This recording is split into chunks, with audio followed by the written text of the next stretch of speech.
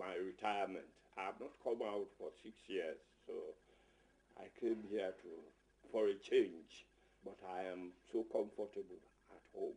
That is where I want to spend my retirement. You have been into the Gambia before? Yes. I was ordained a bishop in 1971. And we started the Episcopal Conference of Sierra Leone, Liberia, Gambia. And we were here. I was also here for Bishop Cleary's ordination. I took part in it because I was a bishop then. I took part also in Bishop Ellison's ordination. And we used to come here and go to the other countries for meetings. So this is, also I have some relatives here, and my niece, and we are here. I wanted a bit of a change. Excellent. Now, for those who are watching this program and don't know who this man is, in brief, who will you say is Archbishop Emeritus Joseph Ganda? Archbishop Ganda is the first Sierra Leonean diocesan priest in Sierra Leone. After the church has come to Sierra Leone since 1845. I studied in Nigeria because that was the only seminary then in Enugu. And after I came back, I was ordained 3 months before Sierra Leone independence celebrations. And this was historic because then they saw the church becoming local from my ordination. The Prime Minister, Milton Maga, was there with all his cabinet and over 150 paramount chiefs, because this was something. When the missionaries have stayed for over 150 years, I think the thing is that my going up and becoming a bishop and an archbishop put a little bit of dignity more to the church, because the Catholic Church had educated so many people in that country, in Sierra Leone. So the fact also that I have ordained so many priests within that time means a lot of work for me. I was challenged everywhere. Now, how was it like to be the first Sierra Leonean priest at a time when, let's say, almost all the priests were Europeans? Well, it was not easy, and even with my people. When I was ordained, I was sent to a parish, and this is very funny. They were asking me, are you really a priest? I don't blame them. But what happened is, when I said Mass in Latin, they all came back and said, look, this man is even better than the white priest. They couldn't believe that a black man would be. Sierra Leone has been in education for long, but for the church, it is only education that we are there. And later on, I started getting people who wanted to be priests there. The bishop made me one time to be the vocation director for the whole country almost. And this helped me to get people, send some to Nigeria, etc. But in the whole, the paramount chiefs, the local people appreciated it. And one thing I did before I retired, I translated the Mass. I have a with other people, into Mende, the local language. And that was very appreciated. We spent about 10 years, approved by Rome and everything. So that makes them remember me. Now, I read somewhere that the life and ministry of Joseph Ganda is intertwined with the history of the Catholic Church in Sierra Leone. How is that?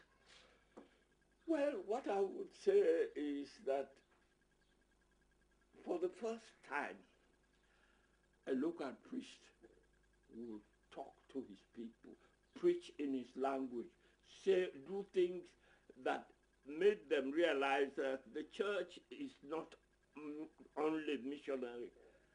The church should be local.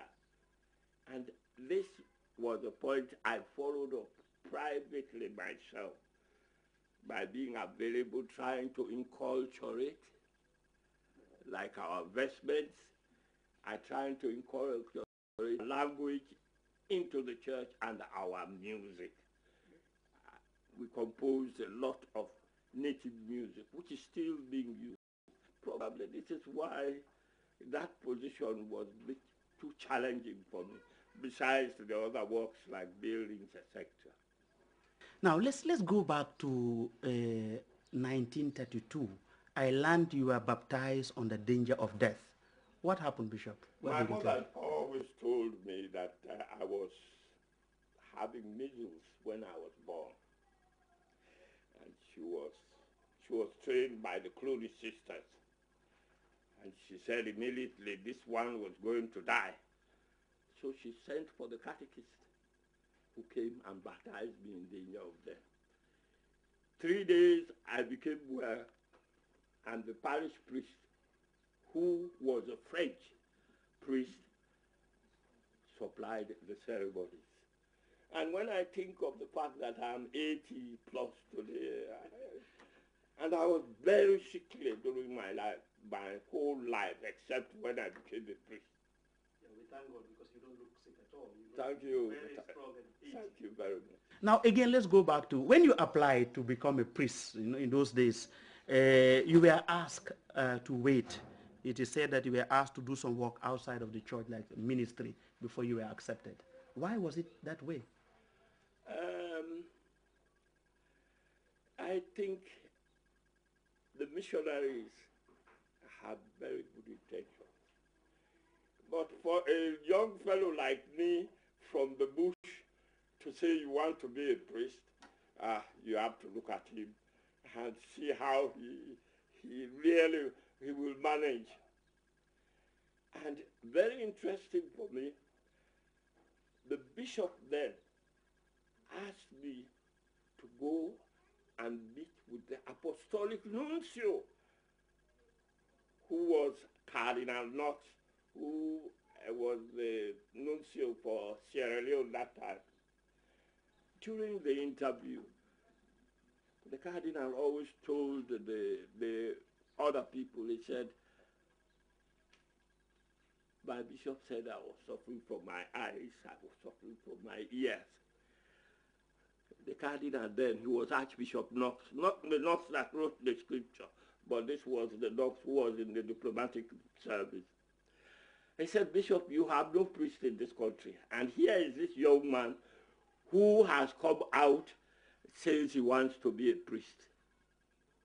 I don't care if he has one leg. I still remember if he has 1 foot or 1 eye. Send him immediately to. Excellent. And now I also read when you arrive in Nigeria, because not all seminarians have that. We are told that all the seminarians came out to welcome you. Here is this first Sierra Leonean African coming to Grts Seminary, I guess a very big seminary, for the first time. And you said it's one of your memorable days. It is, because when I arrived, I was a stranger. And coming from Lagos, I got in these big trucks, which took me to Benin. And we had to sleep there. I knew nobody. And this is providential. I was arguing with the driver when a young man from nowhere came and asked, is there any problem? So I told him, I said, I don't know anybody here. They say we are going to stay here for the night and tomorrow leave for Onitsha. The young man said, don't worry. I will go and lodge you and look after you. I was afraid because Benin was known for nice things. He said, that fellow gave me a wonderful reception. We talked for the whole night, fed me well, and carried me back to the place there. And when I was in the seminary, he was coming to visit me. I so remember him. Then the next day, we went to see the Archbishop, Hiri, who was very popular in Nigeria, and he welcomed me because my uncle also, this is something, my uncle was really the first seminarian to go to this seminary in the Ibariam, they call it in Nigeria. And he was